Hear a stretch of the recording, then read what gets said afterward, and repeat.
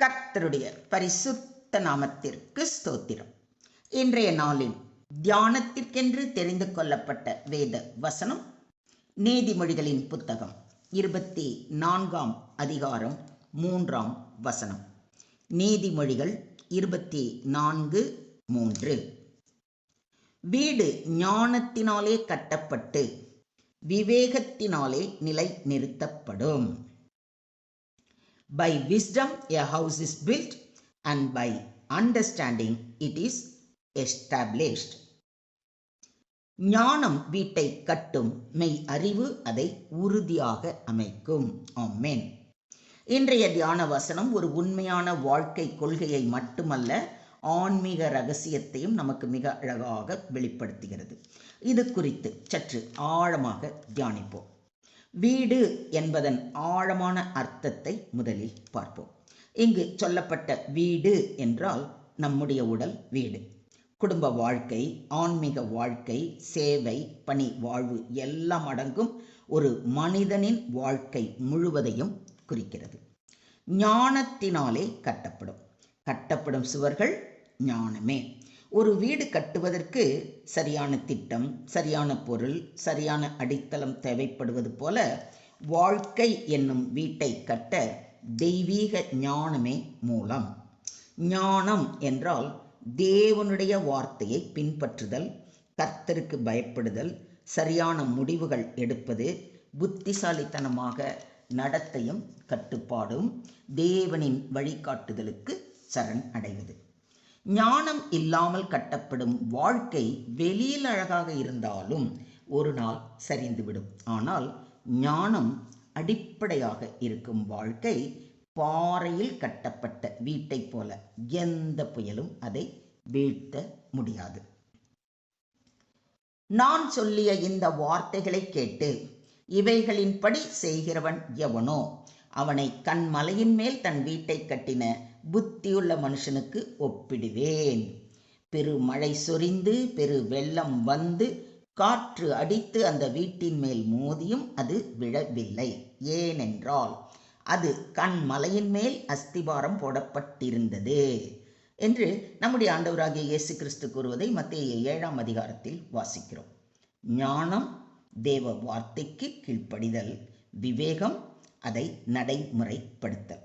அப்படிப்பட்ட வாழ்க்கையை எந்த புயலும் குலுக்க முடியாது. கர்த்தருக்கு பயப்படுதலே ஞானத்தின் ஆரம்பம். ஞானம் அடித்தளம், the foundation of the house. தேவனுக்கு பயப்படுதல், தேவ வார்த்தைக்கு கீழ்ப்படிந்து நடத்தல், சரியான முடிவுகளை எடுத்தல், சண்டையை தவிர்த்து அமைதியை தேர்வு செய்தல். ஞானம் இல்லாமல் கட்டப்படும் குடும்பம், சேவை, வாழ்க்கை நிலை நிறுத்தப்படாது. விவேகத்தினாலே நிலை நிறுத்தப்படும் என்று சொல்லியிருப்பதை கவனியுங்கள்.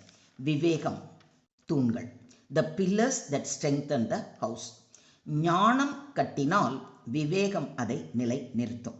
விவேகம் என்றால் பொருட்களை சரியாக மதிப்பிடும் திறன், எப்போது பேச வேண்டும், எப்போது மௌனமாக இருக்க வேண்டும் என்பதை அறிதல், பிரச்சனைகளை அமைதியாக தீர்க்கும் ஆற்றல், எந்த சூழலில் எப்படி நடப்பது என்பதை அறிதல், தேவனின் சித்தத்திற்கேற்ப வாழ்ந்து ஒவ்வொரு நிலையையும் சரியாக கையாளுதல், ஒவ்வொரு சூழ்நிலையையும் சரியாக மதிப்பிடுதல், அன்பில் பொறுமையில் நடந்து செயல்படுதல். விவேகம் குடும்பத்தை காப்பாற்றும், உறவுகளை பலப்படுத்தும், வாழ்க்கையை நிலை நிறுத்தும்.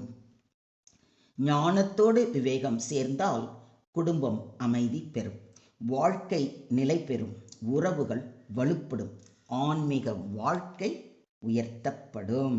இதை விசுவாசிக்கிறீங்களா? அறிவு அறைகளை நிரப்பும் செல்வம், the riches that fill the house. தேவனுடைய வார்த்தை அறிவை விருத்தியடைய செய்யும், ஞானமாய் செயல்பட வழிகாட்டும், விவேகமாய் ஆவிக்குரிய புரிதலை வழங்கும். வாழ்க்கை வெறும் கட்டிடமாக இல்லாமல் ஆசீர்வாத நிறைந்த இல்லமாக மாறும்.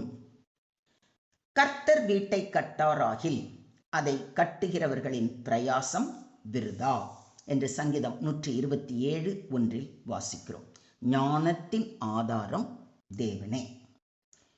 உங்களில் ஒருவன் ஞானத்தில் குறைவுள்ளவனாயிருந்தால் யாவருக்கும் சம்பூரணமாய் கொடுக்கிறவரும் ஒருவரையும் கடிந்து கொள்ளாதவருமாகிய தேவனிடத்தில் கேட்க கடவன், அப்பொழுது அவனுக்கு கொடுக்கப்படும் என்று யாக்கோபு மிக தெளிவாக கூறுவதை யாக்கோபு 1:5 வாசிக்கிறோம்.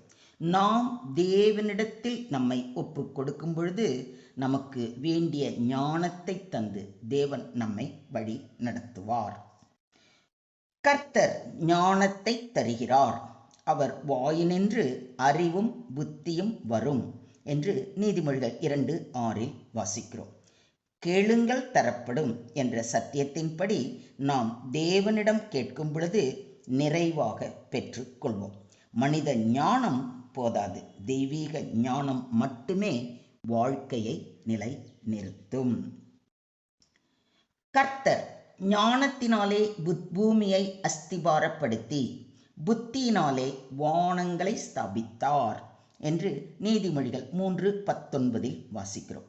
நாமும் ஞானத்தினாலே நம் வீட்டின் அஸ்திபாரத்தை பலப்படுத்தி புத்தியினாலே ஸ்தாபிக்க வேண்டும்.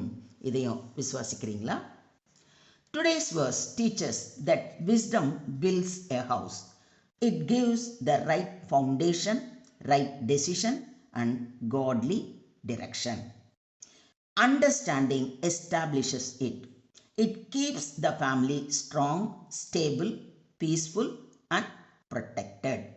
When God gives wisdom and understanding, a person's life, family, ministry and future stand firm like a house built on a rock. In short, wisdom builds, understanding strengthens, God blesses. மொத்தத்தில் இன்றைய தியான வசனம் நமக்கு போதிப்பது, ஞானம் வாழ்க்கையை கட்டுகிறது, விவேகம் வாழ்க்கையை காக்கிறது. இரண்டும் சேர்ந்து ஆசியும் நிலையான வாழ்வையும் தருகிறது. சுருக்கமாக சொல்வதானால், தேவனுடைய ஞானமும் விவேகமும் சேர்ந்தால் எந்த குடும்பத்தையும் எந்த ஊழியத்தையும் நிம்மதியாக நிலையாக ஆசீர்வாதமாக நிறுத்தும். எனவே குடும்ப வாழ்வில் ஞானத்தையும் விவேகத்தையும் கொண்டு நடப்போம். எதையும் முடிவெடுக்கும் முன் தேவனிடம் கேட்டு அவர் சித்தத்தின்படி நடப்போம். கோபம் இல்லாமல் அமைதியாக எல்லா காரியத்தையும் அணுகுவோம். தேவ வார்த்தைக்கு கீழ்ப்படிந்து அதை நம் வாழ்வில் நடைமுறைப்படுத்துவோம். செய்வோமா? ஸ்தோத்திரம் ஆண்டவரே, ஸ்தோத்திரம் கர்த்தாவே, ஸ்தோத்திரம் ஸ்தோத்திரம் ஸ்தோத்திரம்.